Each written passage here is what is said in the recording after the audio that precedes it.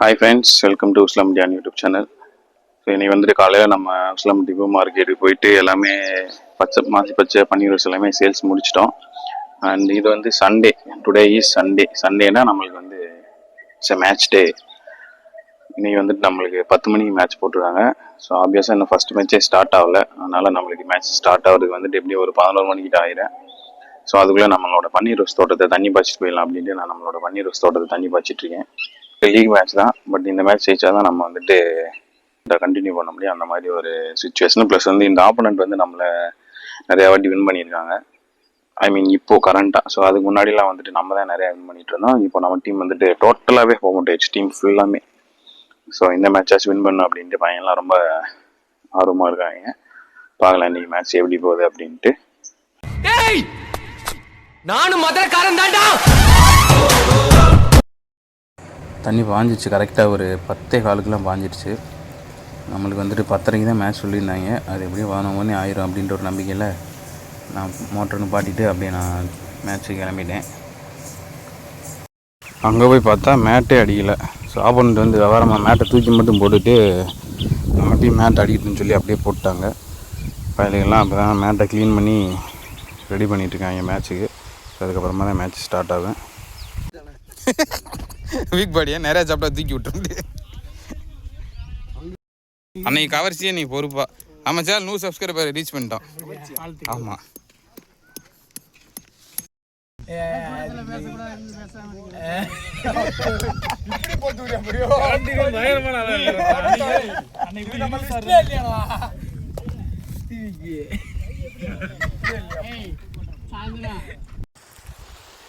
Toss win பண்ணி அவங்க நம்மளை ஃபீலிங் பண்ண சொல்லிட்டாங்க. ஸோ அந்த கடுப்பு தெரியாமல் இருக்கிறதுக்காக தான் தம்பியை சிரிக்க வச்சு வேடிக்கை பார்த்துட்ருக்கேன் எல்லோரும். நம்மளுக்கு வந்து இன்ஜுரி இன்னும் ஃபுல்லாக ரெக்கவர் ஆகலை. பட் ஆனால் ஒரு 80% ஓகே. அந்த நம்பிக்கையில் நீ நம்ம பவுலிங்கையும் போகிறதுக்கான வாய்ப்புகள் இருக்குது.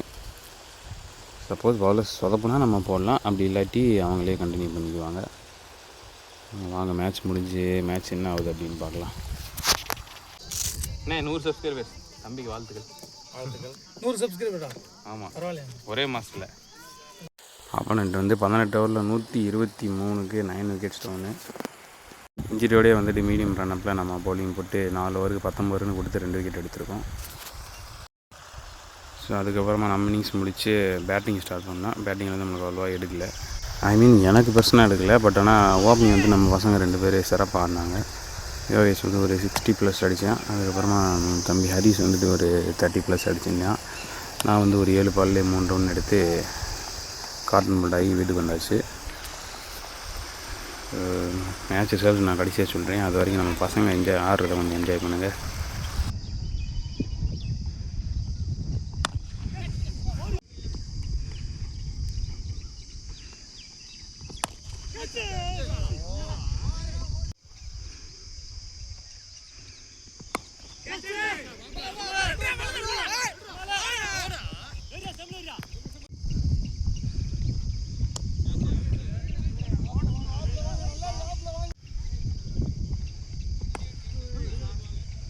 பேட்டிங்டா.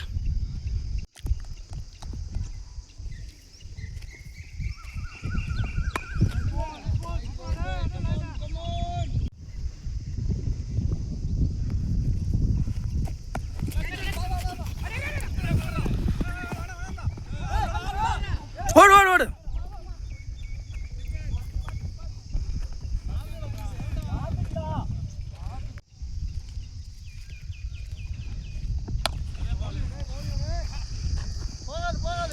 டூஸ் ட்ரை பண்ணு.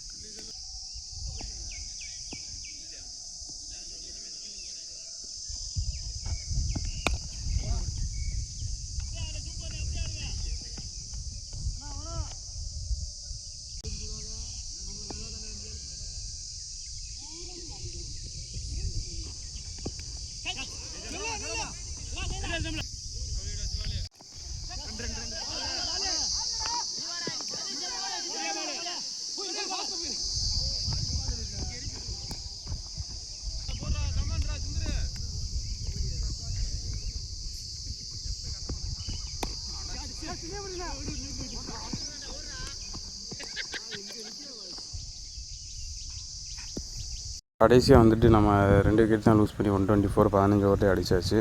மேட்ச் முடிச்சுட்டு லஞ்சுக்காக வீட்டுக்கு வந்தால் கிரீட்லாண்ட் வந்தால் அவங்களுக்கு இப்படி தான் அப்படின்னு தனிஞ்சு ஊற்றி வச்சுட்டாங்க. இருந்தாலும் வெயிலில் வந்து குடிக்கிறதுக்கு நல்லாவே இருந்துச்சு.